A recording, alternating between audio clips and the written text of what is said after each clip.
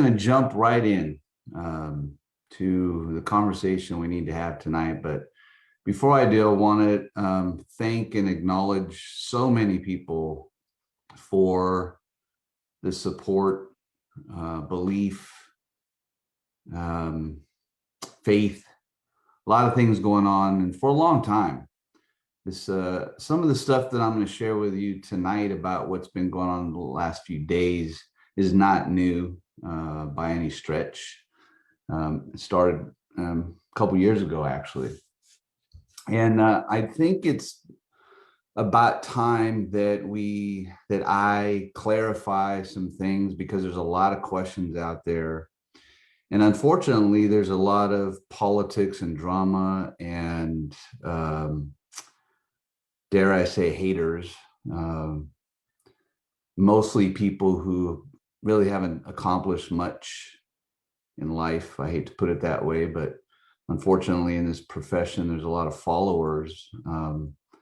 And tonight's topic is about fear that drives those kind of people. Fear kind of lives inside of all of us. I talk a lot about fear. If you follow me at all, if you follow my posts, I've worked really hard to become fearless, because I embraced the reality that fear is fake many years ago. Fear really is false evidence appearing real, FEAR. And what that really means, I was having a conversation with this couple that I adore, that I'm going to see in a couple of days here in Indy. We were talking just this morning about how false evidence appears real in our brains, in our minds. And when people tell us things, or if we think we're in trouble, or if something's going on, our brain, our conscious mind, has a tendency to convince ourselves that there's something appearing real because someone said so, or an email said so, or somebody said something that sounded scary. And our conscious mind, you guys know what I'm talking about, your conscious mind then has self-talk, and most of us have negative self-talk. So we automatically sort of buy into this fear that is just fake. It's only made real because what happens is, it's chemicals, by the way. Your body and your brain work. If you understand this, you can overcome fear every single time.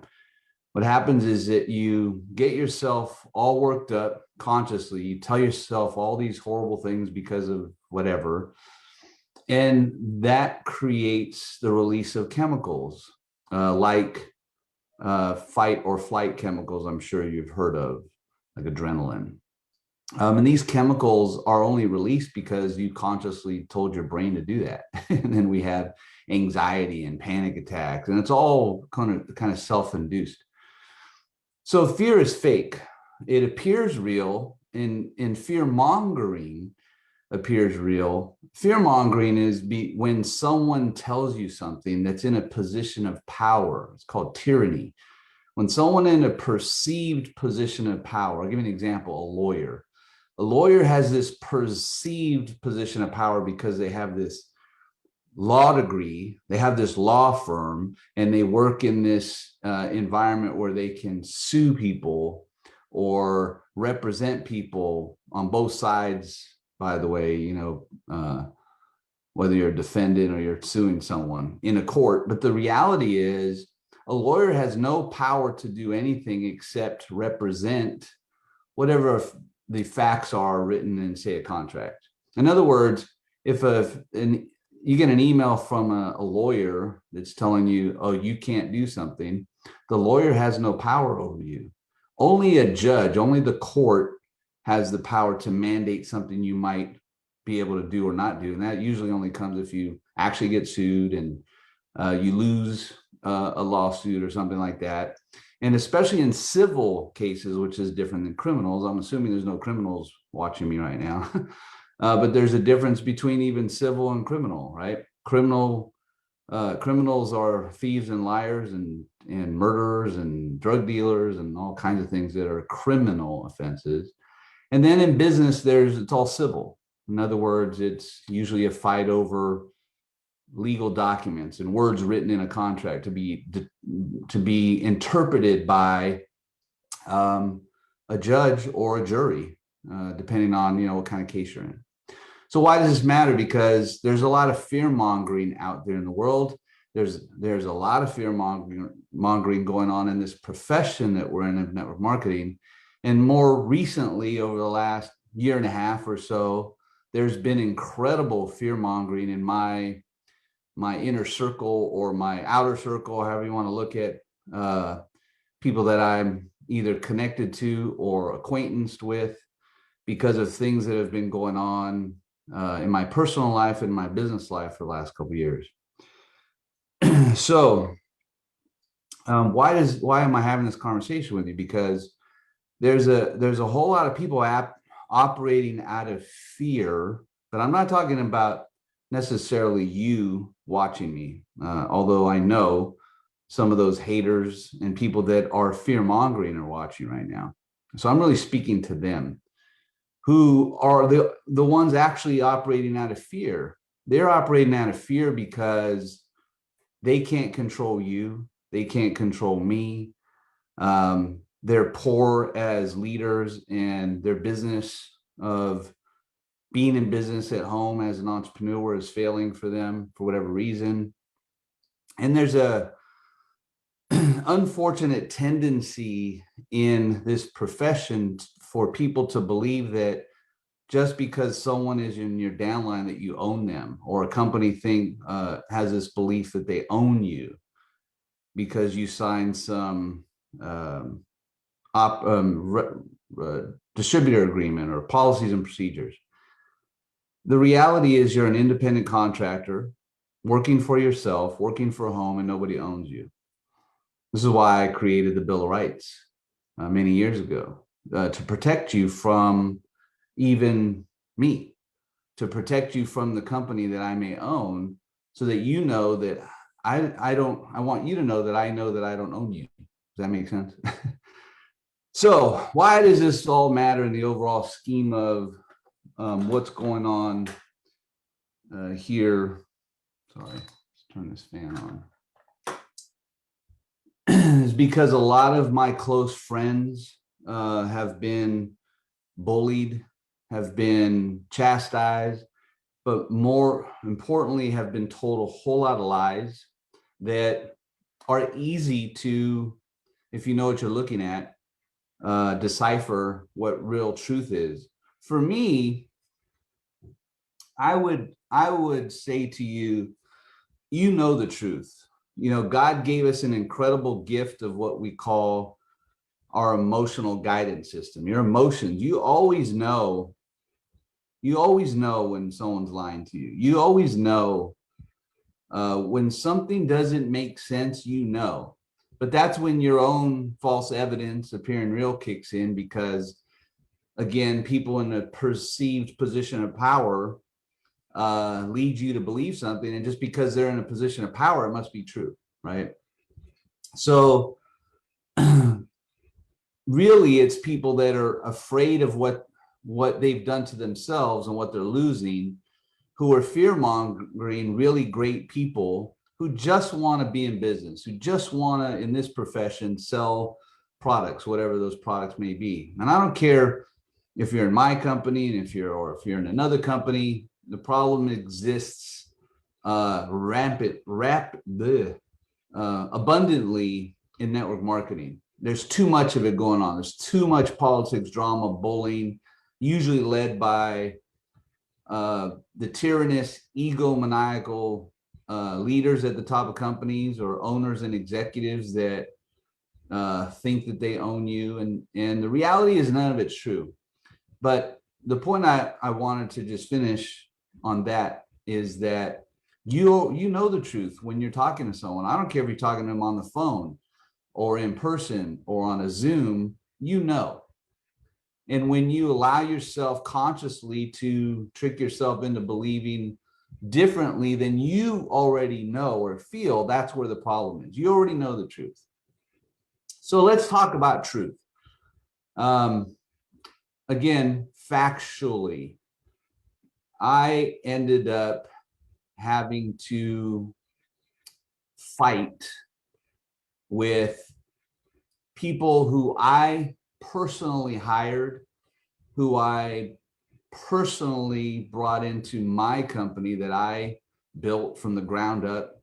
I designed everything about it, from the brands to the logos to everything. I mean, it doesn't matter. The point is, I then reached out to my closest confidants and friends, or at least who I thought were my closest confidants and friends, to help me build this incredible company that had become a tiger by the tail. Like, you know, we're just literally hanging on for an incredible ride. And unfortunately, those people decided that they wanted it for themselves. So we went through this battle, and nothing I'm going to tell you isn't publicly available to go find and research. So we went through this battle. In other words, we went through the court legal process, and we fought it out. And they were making allegations that I could tell you that, again, it's all publicly available, were all either grossly exaggerated or just flat out lies. I've heard some really crazy stuff that kind of blows my mind. And this goes back again, this goes back to a year and a half or so ago.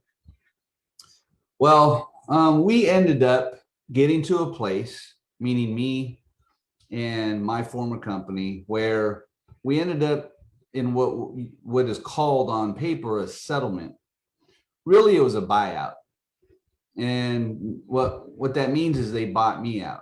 And what's funny about that is that they, or I should say, their people that have aligned with them, the liars and thieves that are fear-mongering so many of my friends, they don't even know what they're talking about. They say some really fabulous things, but one of the things that sticks out to me that I'd love for you to just think about is they claimed that I stole all of this money, that I there's a word for it, I forget, you know, I basically stole millions of dollars, is what I had heard. Of course, this isn't true. It's not in the documents that way. There's no evidence to that effect. But here's what the interesting question is if that was true, in fact, if there was any truth to what their claims were, why would you settle with me? Why would you buy me out and pay me millions of dollars? Because that's what happened. Paid me millions of dollars to go away. And actually, it was my suggestion. To be totally candid, which is what I really want to be tonight, after I left, I continued to have a relationship specifically with the guy I hired. His name's John Thatch, known as JT, the CEO of the public company Sharing Services. I maintained a relationship with him because I thought maybe he wasn't a bad guy. Maybe the real bad guys, who, by the way, are no longer there. And that's another question you should ask yourself. What happened to the bad guys that Robert hired that aren't there anymore? Why are they gone? It's another question for you. But leading up to the beginning, a year ago, a little less than a year ago, January and February of 2020, I was engaged in conversations with JT in particular with the premise that they were all embracing. And this is after the settlement, by the way, that the public company would invest in a new company that I was starting, that they would possibly do inventory financing, that we would potentially, I would give them some of my IP, because by that time I already had unique products that I was, as crazy as it may seem, was still trying to help them help themselves. And with the possibility of who knows what, only because, first of all, it was my birth child of a company I created, but really it was about all of the people. For me, how could I help continue the vision and mission that I started even while I was gone? I know it sounds crazy, but we maintain this relationship and conversations, and these are, we're by the way, we're still in a continuation of the battle because they're operating out of fear and they don't have any cards left to play. But all the way up until just the end of this past year, where we were in conversation trying to figure things out while public filings were telling their true story. I didn't have to say a thing. Well, it wasn't until people started having enough, and I'm not going to speak for any of those people, but people had been leaving my former company for a very long time. But mid-December, this past mid-December, West and Lori Benson and Tony and Kelly Freeman left. And they were leaving with or without me. In fact, the way I understand it, they were already going someplace else. And we just ended up having a conversation. And in that conversation, we realized that we really belonged together because we were always friends. These are really salt of the earth people that really are real, that operate in true faith-based, mentality. And we just decided that no one owns anybody and we're going to keep going down the path. And it was only then that the conversations that I kept open over there deteriorated. And next thing you know, we were back in legal mumbo jumbo. And then all of the fear mongering started up again. And frankly, the lies and things that are being told. And again, I think you already know when someone's lying to you. So there's a whole timeline of stuff that doesn't matter. But what I could tell you is every time I make a move, they make a move. This is all evidence-based, led all the way up till today. So also, as many of you know, I had set out, I think the end of December, around maybe the third week in December, we had already been planning to, at the end of my non-compete, which ended 4 days ago, February 28th, I had intended to launch a new coffee that we had spent months trying to get to what we call the original results, the original outcome of what many people used to embrace. We don't need to talk about yesterday's news, but we set out to find a pathway through chemicals, through chemical reactions of ingredients, natural botanical ingredients with a coffee delivery system to replicate what we used to feel once upon a time with an ingredient that was no longer available. Well, we believed we succeeded in that. In fact, we not only succeeded in it, but we believed we surpassed it. And then we set it in motion. But because I had a non-compete, I couldn't sell it before March 1st. So we just put it out there that, on March 1st, we're going to put it out there. Well, as you might imagine, there's certain people that believe that they own the intellectual property of that coffee, and unfortunately for them, they don't. They don't even own the formula, believe it or not. In fact, what that means is even if I could launch the original formula with that missing ingredient 2-amino 5, I would be within my legal rights to do so because no one actually owns the formula.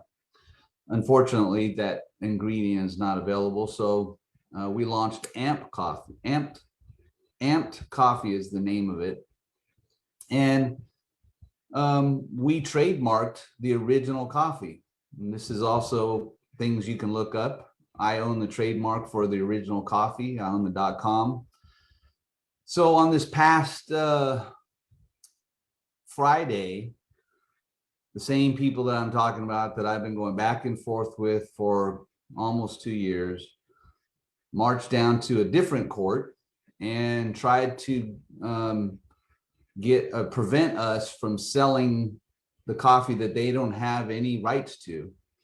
And they successfully on Friday got a visiting judge to sign this order, which is why on Monday, day before yesterday, we had a delay in, I have a whole legal team that defends us now out of necessity. And we determined that we could launch the coffee anyways. And I won't bore you with why we believe that, but today we proved why we believe that, because that what's called a TRO, temporary restraining order, that was issued on Friday was dissolved today, meaning nobody can stop the sale of this product, this coffee, or what we're doing.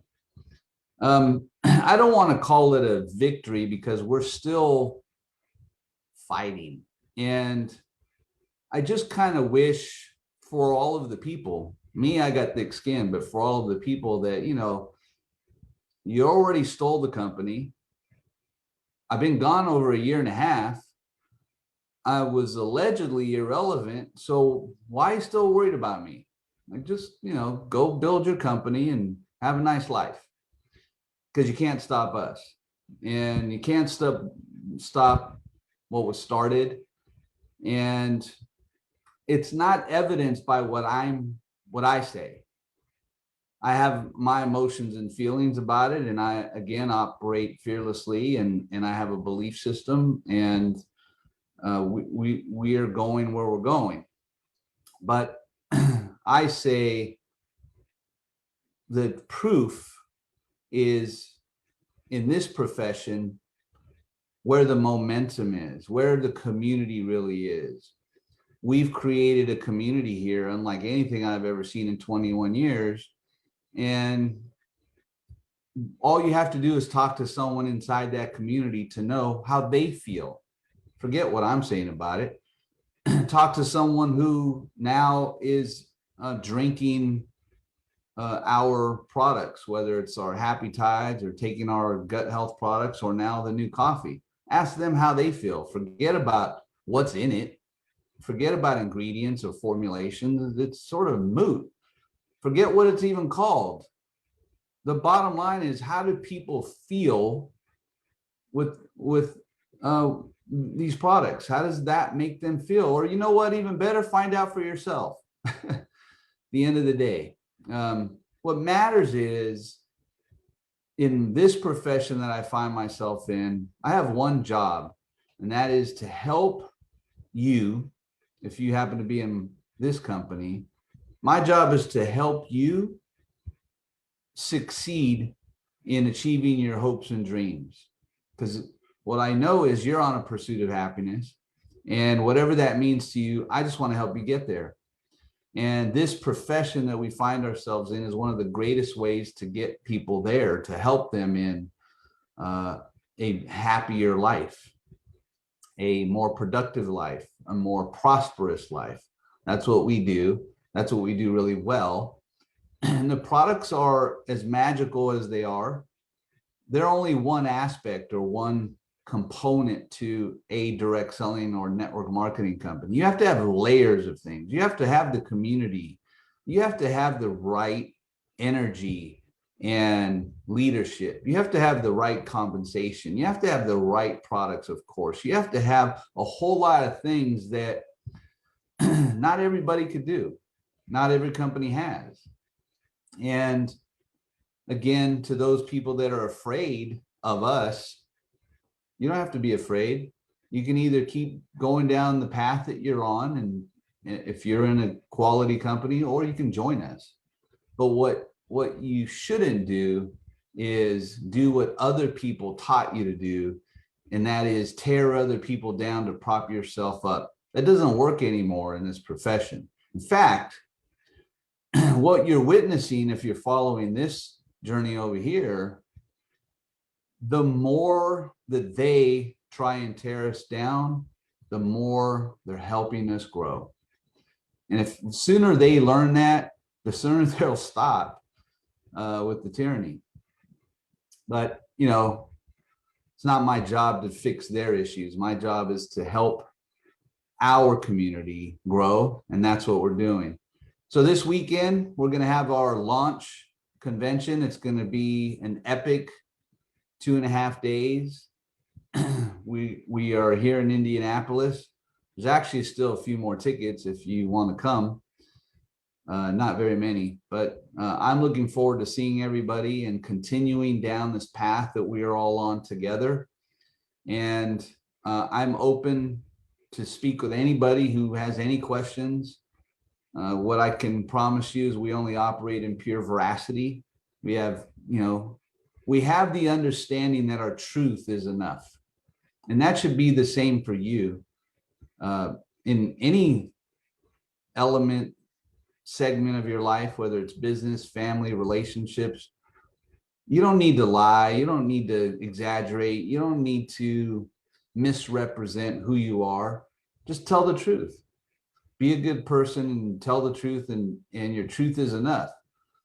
From a company standpoint, our truth is enough. The proof is in the people. The proof is in the result of our products, and nothing else matters. And no one can stop us. No one. So with that, I just wanted to, you know, clarify some things. I hope I did this evening. And I look forward to those of you that are coming here over the next few days. I can't wait to see you. And what's coming after this weekend is going to be nothing short of spectacular. So again, thanks for being here, and talk to you soon.